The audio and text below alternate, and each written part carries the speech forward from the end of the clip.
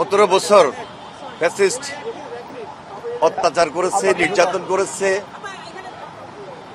গুম খুনের সঙ্গে জড়িত ছিল।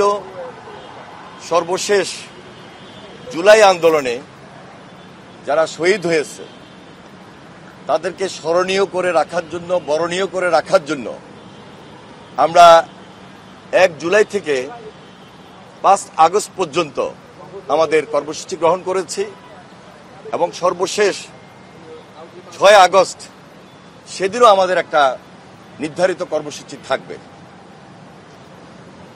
আমি আমাদের বাস্তবায়ন কমিটির পক্ষ থেকে শহীদদের প্রতি গভীর শ্রদ্ধা নিবেদন করছি। ইনশাল্লাহ আমরা আমাদের প্রত্যাশার জায়গা থেকে আমাদের দাবি রয়েছে, সম্পূর্ণ দেশবাসীর দাবি,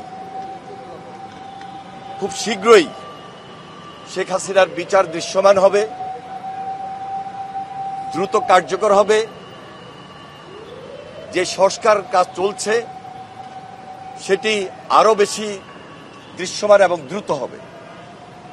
জনগণের প্রত্যাশা অনুযায়ী জনগণের সরকার নির্বাচিত হবে এবং একটা উপযুক্ত সময় রমজানের আগে ফেব্রুয়ারি মাসে নির্বাচন হবে এবং আমরা প্রত্যাশার জায়গা থেকে বলতেই পারি এই নির্বাচনে বাংলাদেশ জাতীয়তাবাদী দল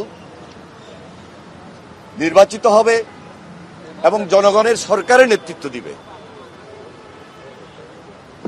আমরা শহীদ পরিবারকে এখনো যেভাবে পাশে দাঁড়িয়েছি, শহীদ পরিবারের, বাংলাদেশ জাতীয়তাবাদী দল একটা দায়িত্বশীল দল হিসাবে বিগত 16-17 বছরে যারা গুম হয়েছে, খুন হয়েছে,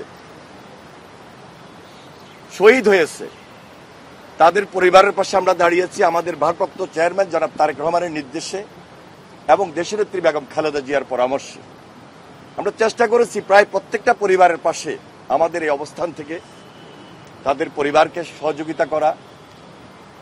ইনশাল্লাহ আমরা সেই সুযোগটা নিতে চাই, যখন আমাদের উপর দায়িত্ব আসবে আমরা অবশ্যই এই পরিবারের পাশে আছি, পাশে থাকব এবং একটা সরকার সর্বোচ্চ যে কাজটুকু করা দরকার শহীদ পরিবারের জন্য, সেটা একটা কমিশন হোক, একটা সংস্থার মাধ্যমে হোক বা অধিদপ্তরের মাধ্যমে হোক, নিয়ম অনুযায়ী, নীতি অনুযায়ী আমরা আমাদের অবস্থান থেকে সেই পরিবারগুলোর পাশে আমরা দাঁড়াবো এবং সেই প্রত্যাশা নিয়েই আমরা কাজ করছি, সবাইকে নিয়ে আমরা কাজ করছি। ধন্যবাদ সবাইকে। ইতিমধ্যে আপনারা লক্ষ্য করেছেন বাংলাদেশ জাতীয়তাবাদী দলের পক্ষ থেকে যে কাজটুকু করেছে, এর বাইরেও রাজনীতির পাশাপাশি সামাজিক দিক, মানবিক দিক চিন্তা করে আমরা বিএনপি পরিবার একটা সেল গঠন করেছি। যে সেল থেকে আমরা কন্টিনিউয়াসলি এই পরিবারগুলোর পাশে আমরা দাঁড়িয়েছি এবং অদূর ভবিষ্যতেও আমাদের এই কাজ অব্যাহত থাকবে। ধন্যবাদ।